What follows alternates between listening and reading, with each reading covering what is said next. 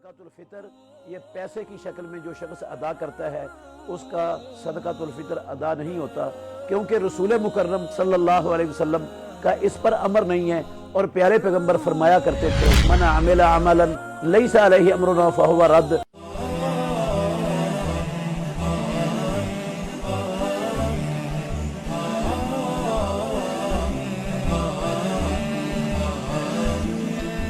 نحمدہ ونصلی ونسلم علی رسولہ الکریم، اما بعد۔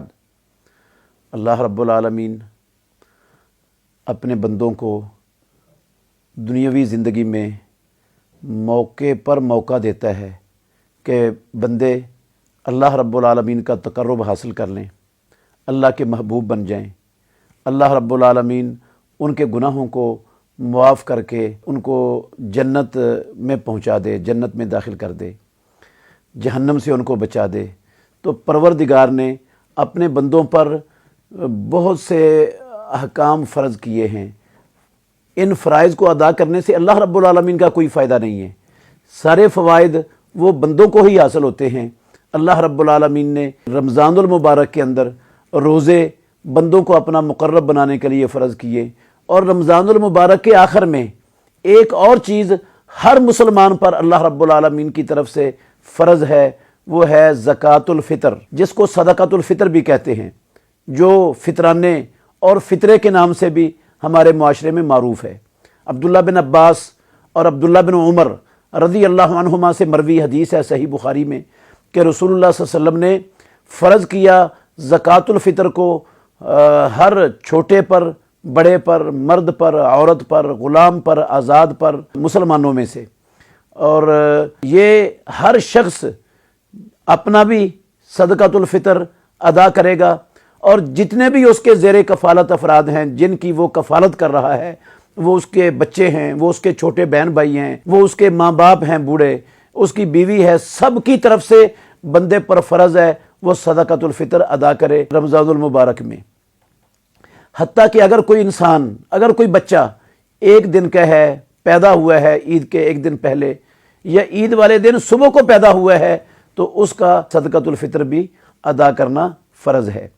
اور یہ صدقہ اللہ رب العالمین نے یہ زکوٰۃ الفطر بندوں سے بشری تقاضوں کے مطابق جو روزوں میں اور عبادات میں کمی کوتاہی رہ جاتی ہے، جو غلطیاں ہو جاتی ہیں، جو زبان سے لغو اور رفث کے کام ہو جاتے ہیں، ان کاموں کی تلافی کے لیے اللہ رب العالمین نے یہ فرض کیا ہے اپنے بندوں پر، اور مساکین کے لیے کھانے کے طور پر، تاکہ مساکین بھی وہ اغنیاء کے ساتھ عید کی خوشیوں میں خود بھی اور اپنے بچوں کو بھی شریک کر سکیں۔ تو یہ رسول اللہ صلی اللہ علیہ وسلم نے فرمایا طہرۃ للصائم من اللغو والرفث وطعمۃ للمساکین، روزے دار کے لغو اور رفث کاموں سے اس کی طہارت اور پاکیزگی کے لیے، اور مسکینوں کو کھانا کھلانے کے لیے یہ اللہ رب العالمین نے فرض کیا ہے۔ اور یہ اس کا وقت عید کا چاند، شوال کا چاند طلوع ہونے کے بعد ہے، اور عید نماز پڑھنے سے پہلے پہلے ہے۔ لیکن اگر کوئی انسان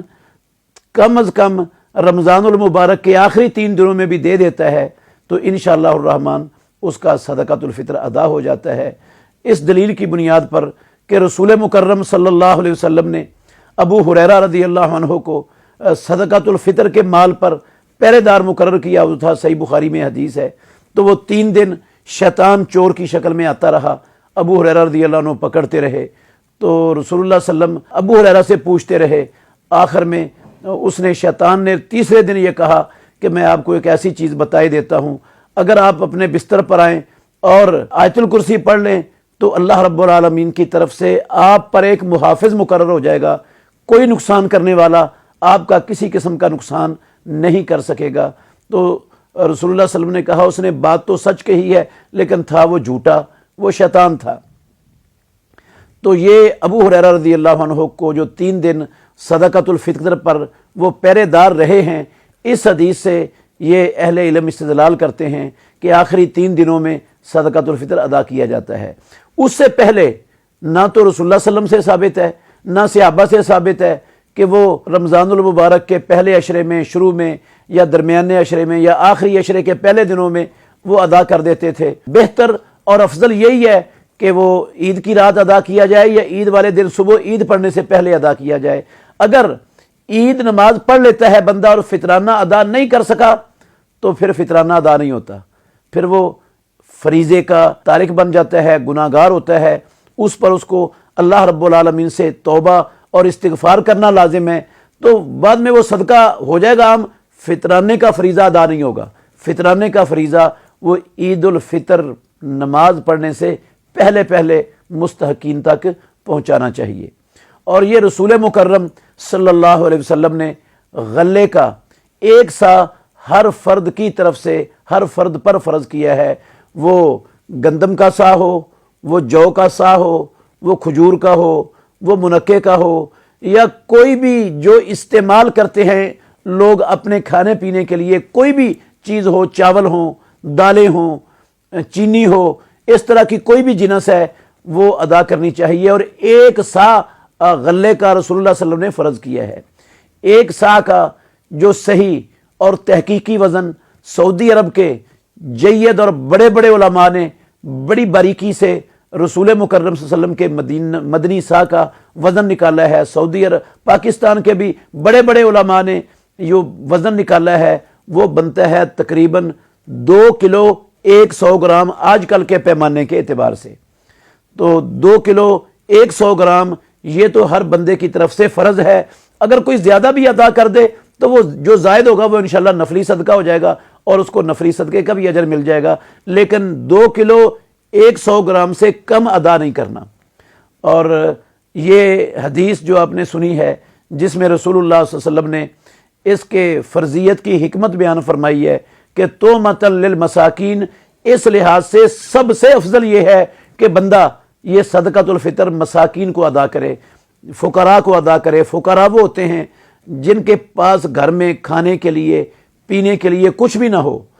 تو وہ فقراء ہیں۔ اور مساکین ان کو کہتے ہیں جن کے پاس آمدن کے ذرائع ہوں لیکن ان کی آمدن سے ان کے جائز اور حلال اخراجات پورے نہ ہوتے ہوں، تو ایسے کسی خاندان کو، ایسے لوگوں کو، ایسے افراد کو یہ صدقۃ الفطر ادا کرنا چاہیے۔ اور یہ فقراء اور مساکین اگر ان لوگوں کے پاس فطرانہ لے کر اتنا کو مال جمع ہو گیا ہے کہ ان کی 1 دن 2 دن کی ضرورت سے زائد ہے، تو ان پر بھی فرض ہے انہیں بھی اپنے ہر فرد کی طرف سے جو اپنے سے بھی کم تر معاشرے میں غریب لوگ ہیں ان کو ادا کر دینا چاہیے۔ یہ کوئی بھی مسلمان چاہے وہ غلام ہے چاہے آزاد ہے، رسول مکرم صلی اللہ علیہ وسلم نے اس فریضے سے کسی کو مستثنا نہیں کیا ہے۔ یہ صدقۃ الفطر اللہ کے نبی نے تو غلے کی شکل میں فرض کیا ہے، اور صحابہ رضوان اللہ علیہ مجمعین، ابو سعید خدری رضی اللہ عنہ کی حدیث ہے وہ غلہ ہی ادا کرتے تھے۔ درہم و دینار رسول مکرم صلی اللہ علیہ وسلم کی زندگی میں موجود تھے، چلتے تھے۔ آپ صلی اللہ علیہ وسلم نے کبھی بھی درہموں یا دیناروں کی شکل میں صدقۃ الفطر متعین اور مقرر نہیں کیا، اور نہ ہی صحابہ رضوان اللہ علیہ مجمعین میں سے کسی صحابی سے ثابت ہے کہ اس نے نقدی میں یہ درہم و دینار میں صدقۃ الفطر ادا کیا ہو۔ تو افضل اور بہتر اور نبی مکرم صلی اللہ علیہ وسلم کی سنت اور صحابہ کا طریقہ تو یہی ہے کہ ہر شخص وہ غلہ ہی ادا کرے۔ لیکن ہمارے معاشرے میں بہت سے علماء، بڑے بڑے جید علماء، وہ پیسے دینے کو بھی جائز قرار دیتے ہیں۔ اگر کسی کے گھر میں غلہ نہیں ہے، اس نے غلہ خرید کے دینا ہے، تو اس کے لیے گنجائش ہو سکتی ہے کہ وہ غلہ خرید کر دینے کی بجائے پیسے دے دے تاکہ وہ مسکین اور فقیر وہ خود غلہ خرید لے اپنے لیے۔ لیکن اگر کوئی بندہ پیسے دینے پر اصرار کرتا ہے اپنی سہولت کے لیے اور موجودہ حالات میں مساکین کی ضروریات کو مد نظر رکھتے ہوئے، فقراء کی ضروریات کو مد نظر رکھتے ہوئے، تو علماء کی ایک بڑی تعداد نے اس کے جواز کا فتویٰ دیا ہے۔ جائز تو ہو جائے گا انشاءاللہ الرحمن، کیونکہ سب اس کو جواز کا فتویٰ دیتے ہیں، لیکن سنت، افضل اور سب سے بہتر یہی ہے کہ بندہ جو اللہ کے نبی نے فرض کیا ہے، جو صحابہ نے ادا کیا وہی ادا کرے۔ البتہ یہ موقف بھی علماء کے اندر موجود ہے۔ سعودی عرب کے اکثر علماء، شیخ محمد بن صالح العثیمین رحمۃ اللہ علیہ کا فتویٰ موجود ہے، وہ کہتے ہیں کہ جو بلکہ اللجنۃ الدائمہ جو سعودی عرب کی افتاء کی گورنمنٹ کی کمیٹی ہے، ان کا بھی فتویٰ موجود ہے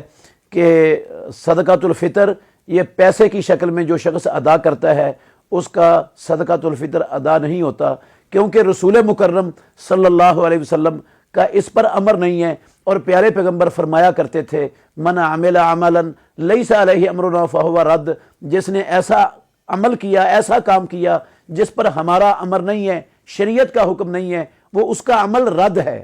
وہ قبول نہیں ہوگا۔ تو بہت سے علماء، سعودی عرب کے اکثر علماء، ان کی رائے یہ ہے کہ فطرانہ صدقۃ الفطر، زکوٰۃ الفطر رقم کی شکل میں دینے سے ادا نہیں ہوتی۔ تو بہرحال افضل اور اولا ضرور ہے کہ آپ فطرانے میں جنس ہی ادا کریں، لیکن اگر مشکل ہے، دقت ہے، تو پھر انشاءاللہ اللہ سے امید کی جا سکتی ہے رب العالمین قبول فرما لیں گے۔ بہترین صدقہ جاریہ حاصل کرنے کے لیے اس ویڈیو کو لائک، کمنٹ اور شیئر کرنا مت بھولیں۔